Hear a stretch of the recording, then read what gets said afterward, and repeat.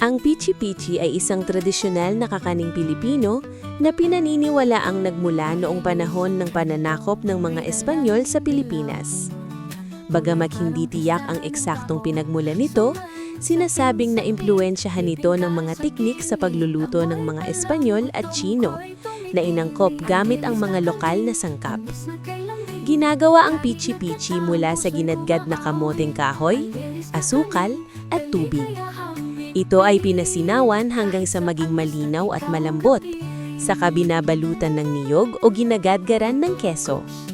Kalaunan, nilagyan ito ng mga natural na kulay tulad ng pandan at ube na nagbigay buhay at kakaibang anyo sa kakaning ito.